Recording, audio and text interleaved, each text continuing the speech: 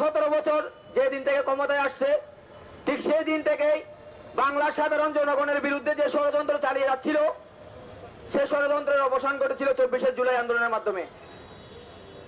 এরপরেও যদি আওয়ামী লীগ পুনরায় সুযোগ পায়, শুধু জুলাই আন্দোলন না, আমাদের সারা বাংলাদেশের প্রত্যেক ছাত্র জনতাকে ঠিক আগের মতো গুম, খুন, ক্রসফায়ারের মতো অবৈধ কর্মকাণ্ডের মধ্যে হত্যা করবে।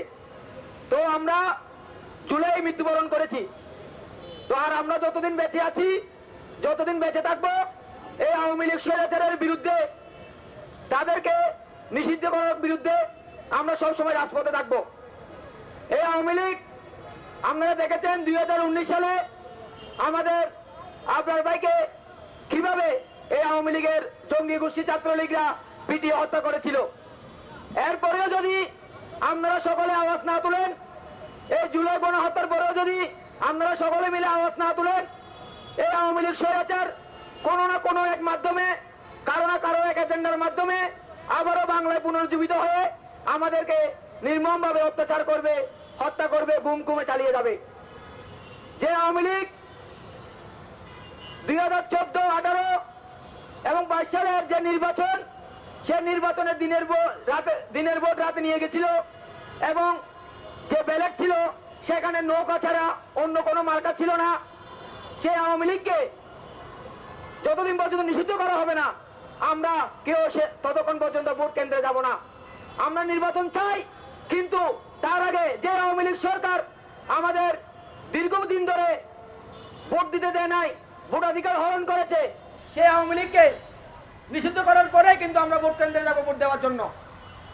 এই আওয়ামী লীগ আমাদের নিজের চোখে দেখা, অনেকেই দেখেছেন, অনেকে জানেন, কিন্তু তারপরেও মুখ ফুটে কেউ কোনো কথা বলতে পারতো না। যখনই আমরা এই আওয়ামী লীগের দুঃশাসন, অন্যায়, চাঁদাবাজি, দুর্নীতির বিরুদ্ধে আমরা রাজপথে নামতাম, তখনই আমাদেরকে প্রশাসন দিয়ে, ছাত্রলীগ দিয়ে, যুবলীগ দিয়ে হামলা করা হতো। আওয়ামী লীগ যে বাংলাদেশ থেকে চিরতরে নিষিদ্ধ হওয়ার যে রায়, ছাত্র জনতা সেটা কিন্তু 5 আগস্ট দিয়ে ফেলছে। অত্যন্ত দুঃখের বিষয় যে আজকে 8 থেকে 9 মাস বিগত হলেও অন্তর্বর্তীকালীন সরকার আওয়ামী লীগ স্পষ্ট সুস্পষ্ট অবস্থান ঘোষণা করেনি। আমরা আরেকটা ব্যাপার বলতে চাই যে আমরা কোনো রাজনৈতিক দলের নিষিদ্ধ চাই না। আমরা মনে করি রাজনৈতিক দলের কাজ হচ্ছে মানুষের ভাগ্য উন্নয়ন।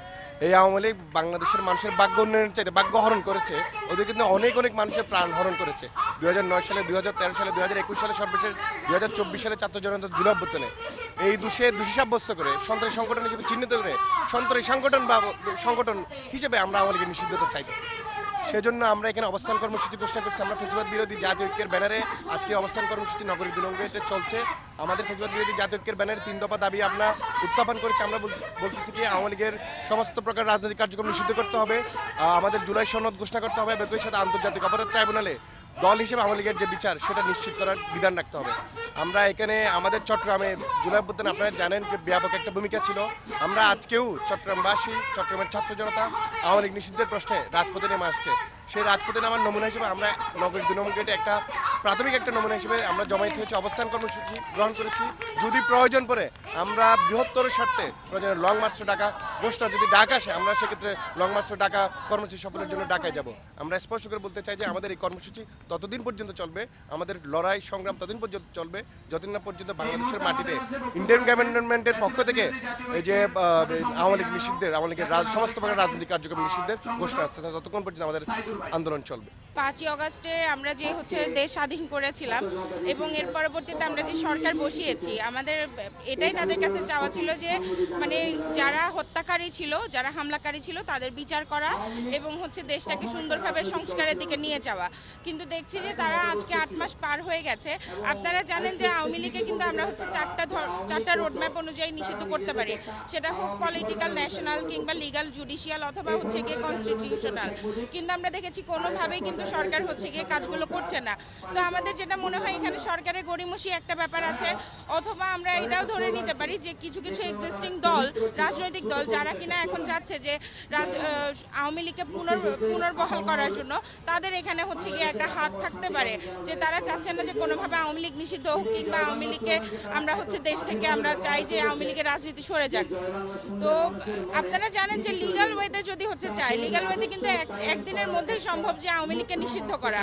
কনস্টিটিউশন বা জুডিশিয়াল ওয়েতে যদিও আমরা বলি যে হচ্ছে আমাদের দেশে যে সকল এক্সিস্টিং আইনগুলো আছে সেভাবে না হয় একটি সংগঠনের বিচার করা যাবে না, কিন্তু এই 8 মাসে এই ধরনের আইনগুলোর একটা সংস্কার করা দরকার ছিল, কিন্তু আমরা দেখেছি সরকার কোনো সংস্কার করেনি।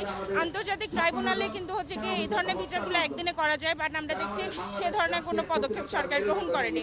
তো সরকারকে আমরা এইটুকুই বলতে চাই যে আমরা আপনাদেরকে এনেছি এখানে হচ্ছে গিয়ে সংস্কারের জন্য, দেশকে একটি সুন্দর ভবিষ্যৎ দেওয়ার জন্য, আপনাদেরকে আমরা ক্ষমতা এনজয় করার জন্য এখানে আমরা বসাইনি। তো তার জন্য বলবো, যদি আপনাদের গড়িমসি হয়ে থাকে কিংবা কোনো এক্সিস্টিং রাজনৈতিক দল আপনাদেরকে বাধা দিয়ে থাকে, সেই ক্ষেত্রে আপনারা সাবধান হয়ে যান এবং আপনারা আরো সতর্ক হয়ে এই আওয়ামী লীগের রাজনীতি এবং আওয়ামী লীগকে নিষিদ্ধ করুন এবং তাদের বিচার করুন। তাতেই জনগণের কল্যাণ এবং হচ্ছে বাংলাদেশের কল্যাণ।